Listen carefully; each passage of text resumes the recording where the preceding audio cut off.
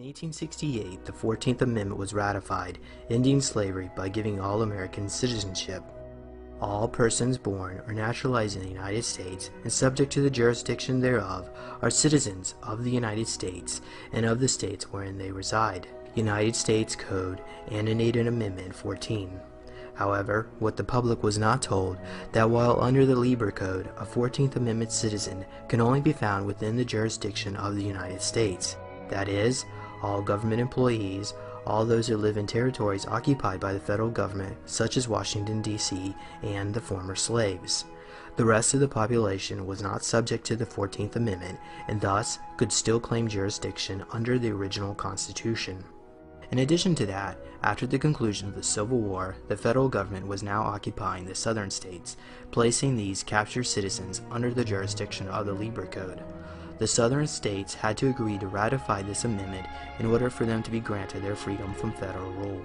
Thus, instead of ending slavery, the 14th Amendment held all Southerners captive as slaves in the plantation known as the United States of America. Just like how all citizens were turned into corporations in 1790 to subject them to the Revolutionary War debts, 14th Amendment citizens were created to be franchisees, subject to the corporation known as the United States Incorporated. And like all corporate brands, you do not have any constitutional Bill of Rights protections. Proof of such can be found in the all-caps version of your name, which signifies a corporate entity. After the Civil War, the United States defaulted on its war debt. During the bankruptcy proceedings, cunning lawyers in league with international bankers found a loophole within Article 1, Section 8, Clause 17 of the United States Constitution, which allowed the creation of a duplicate entity known as the Corporation of the United States of America to replace the now bankrupt and defunct Republic of the United States of America. This occurred with the passage of the District of Columbia Organic Act of 1871, which incorporated the area of the District of Columbia into a private foreign corporation chartered in the City of London known as the United States Incorporated. This corporation designated Congress as the board of directors to continue the business needs of the government under martial law. Thanks to the Lieber Code, federal jurisdiction under the Organic Act was expanded to include not only all captured citizens in the southern states, but all Americans in all states. Thus, America had lost her sovereignty under the yoke of the Crown of England and the international bankers. During this same time, the Corporation of the United States adopted its own constitution, which was identical to the original national constitution. To fool the people, one word was changed from its original form, the Constitution for the United States of America, to its present-day all-capitalized form, which signifies a corporate entity, the Constitution of the United States of America. Incidentally, the Titles of Nobility Amendment was removed from this new Constitution. With the Illuminati in full control over the United States, they now sought to rule the world. After the death of Adam Weishaupt in 1830, Giuseppe Mazzini was selected to head the Illuminati. In 1871, the mantle of power was passed on again to the American General Albert Pike as its new director. Pike became fascinated with the idea of a one-world government and eventually constructed the Illuminati's blueprint of world domination. His plans called for the financing of 3 world wars in the 20th century. The First War would bring about an atheist communist state from the ashes of Tsarist Russia. The Second War would bring about a Jewish Holocaust under a fascist government to foment support of a Zionist state of Israel. The Third War would manipulate the differences of Christians and Muslims for their own annihilation. Then finally, political Zionism would come out as victors of all. These 3 world wars would require enormous funding. Since most of the royalty in Europe was already deeply in debt thanks to the numerous wars and conflicts created by the Rothschild banking dynasty, the only place left that could possibly pay for such ambitious plans was the now prosperous American Republic. After the Civil War, the United States went through a great industrial expansion. The new industries of oil, steel, textile, and railroad all needed generous financing, which the Rothschild family was more than eager to provide. To access these markets, the Rothschilds sent their agent, Jacob Schiff, to infiltrate the New York banking scene, which was controlled by J.P. Morgan. By the turn of the century, the Rothschilds had fully entrenched themselves into the tight fraternity of Wall Street banks, such as Goldman Sachs and Lehman Brothers. They now sought their most prized possession, full control over the American monetary system. With help from Jacob Schiff and J.P. Morgan, the Rothschilds formed a scheme which would seduce Congress into relinquishing control over the money supply. This occurred with the Panic of 1907, when a liquidity crisis caused many banks and businesses to fail all across the United States. The meltdown began when J.P. Morgan published rumors that the Knickerbocker Trust Company of New York was insolvent. With a bank run on hand, they were forced to call in their loans, creating a chain reaction which would threaten to implode the entire banking system. The failures continued until J.P. Morgan & Company provided a generous loan to the insolvent banks. But J.P. Morgan was not trying to save the American banking system, but rather he used the crisis to destroy his competition by choosing which banks he would bail out. But the biggest casualty of the economic fallout was the looming bankruptcy of the Corporation of the United States, which had no means to pay back their loans, which were due in 1912. In anticipation of this bankruptcy, representatives from the world's most powerful families met in November 1910 at a secret meeting at the Jekyll Island Club Resort in Georgia to discuss the foreclosure of the Corporation of the United States and to brainstorm solutions which would prevent future liquidity crises such as occurred during the Panic of 1907. Those in attendance included Senator Nelson Aldrich, Paul Warburg, representatives from J.P. Morgan & Company, and Jacob Schiff, representing the Rothschild family. They proposed a 20-year extension on the national debt if the United States would agree to charter a privately owned central bank which would serve as a bank of last resort by lending money to other insolvent banks in order to prevent future bank runs. A week later, they emerged with their plans to create what is known as the Federal Reserve System. Because the current President Taft would never agree to sign away the American monetary system to a cabal of international bankers, they waited until they got their man, the progressive Woodrow Wilson, into power. In return for the bankers' generous campaign contributions, Woodrow Wilson reluctantly promised the bankers he would sign the Federal Reserve Act if he was elected into office. Many powerful forces were opposed to the creation of a privately controlled central bank. To neutralize this threat, J.P. Morgan invited the major opponents of the Federal Reserve Act on board the maiden voyage of the newly built Titanic luxury steamliner built by the White Star Line, owned by J.P. Morgan. J.P. Morgan ordered the captain to steer his ship into an iceberg and under gunpoint prevented the men from escaping onto the lifeboats, killing many of his enemies in one large swoop.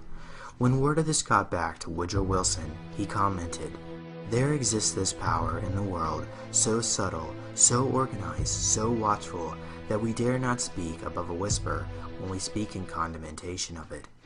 At the beginning of 1913, the United States had defaulted on its debt.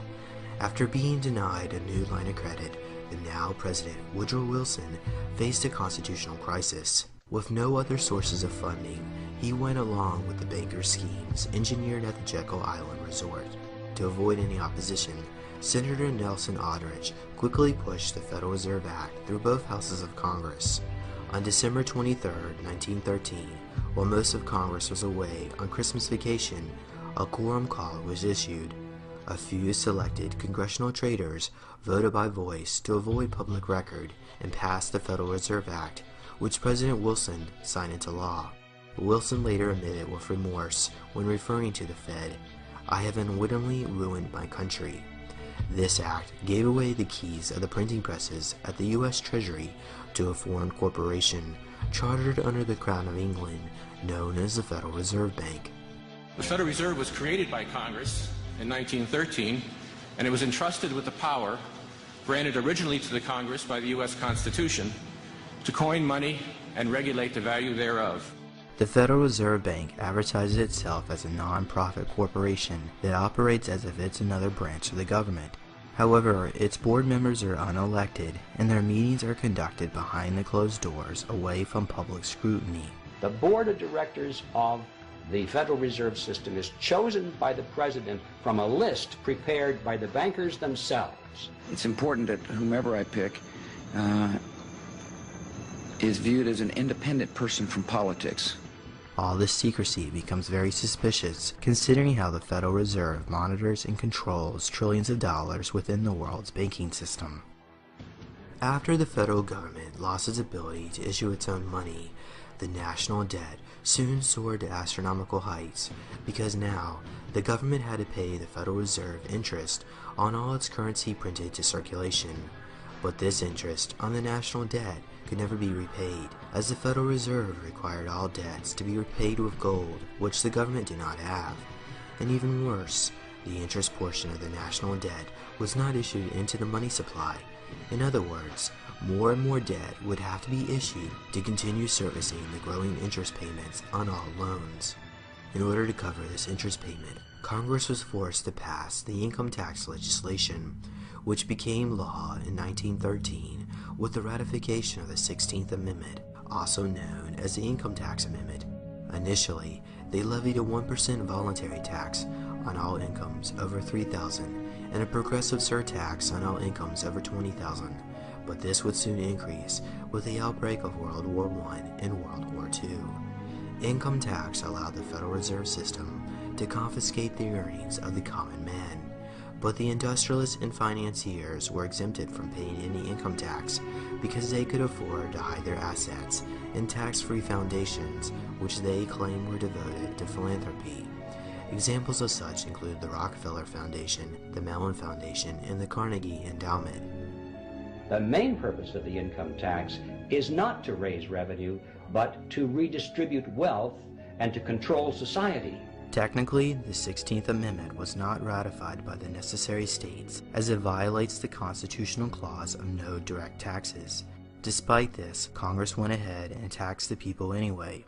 The government was able to do this because under their corporate charter, Congress was operating as the board of directors, and therefore they had the authority to enter this amendment as ratified. But remember, this amendment has nothing to do with the original United States Constitution, which was replaced back in 1871 with the corporate constitution.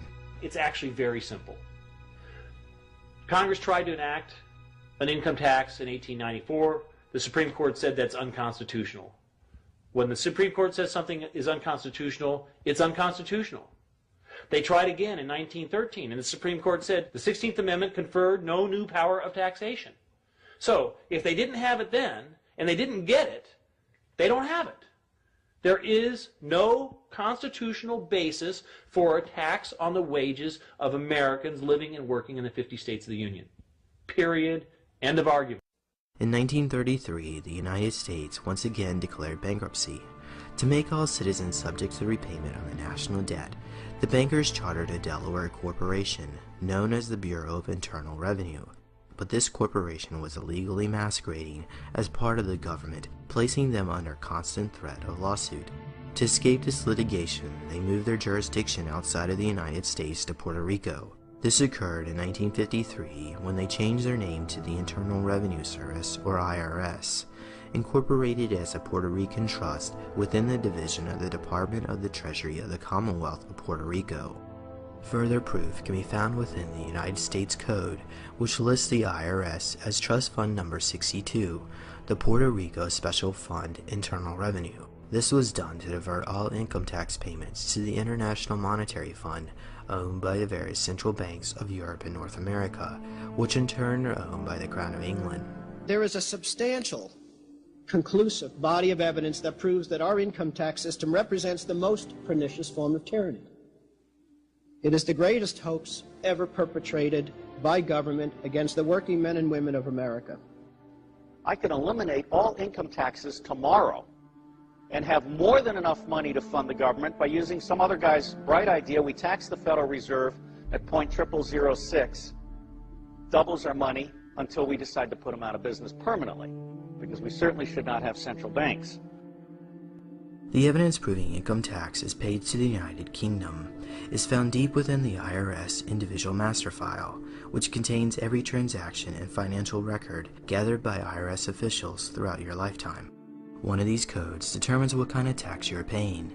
After looking this code up within the IRS 6209 manual, you find that they have incorrectly classified all Americans as domiciled corporations in either Guam, the Virgin Islands, or Puerto Rico. Furthermore, all taxpayers who filled out a 1040 form are subject to a tax for doing commerce with the United Kingdom under a treaty with the United States.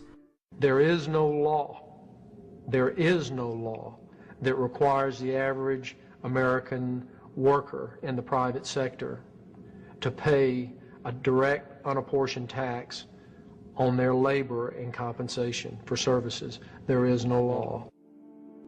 As you follow the money trail, you find that the taxes collected on the 1040 form is then sent to the Crown of England as a tribute payment.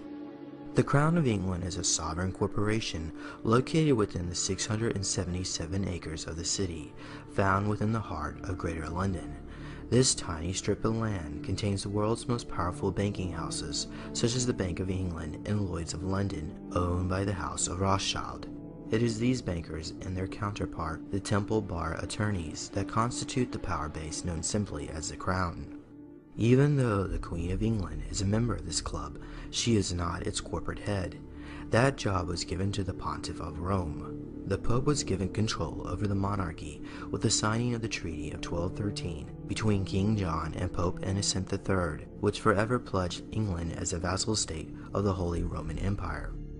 In 1297, that treaty was used as a precedent to incorporate the city as an independent city-state controlled by the Vatican, which would govern England without directly relying on the monarchy. Just like how the corporation of the United States was subject to the Crown of England, so too were the subjects of the British Empire, enslaved with debt by the financial division of the Vatican, headquartered within the City of London. Today, this small clique of bankers have full authority over the affairs of Parliament, and this has been the case since 1694, when Pope Innocent XI hired William of Orange to depose the Stuart kings and charter the Bank of England.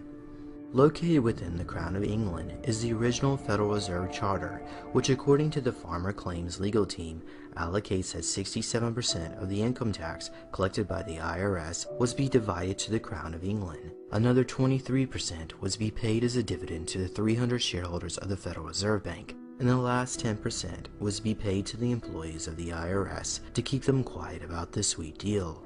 Since 1913, none of the income tax collected by the IRS has gone to the federal government. The federal government is funded totally through black budget sources such as drug trafficking and off-budget accounting on the Comprehensive Annual Financial Report.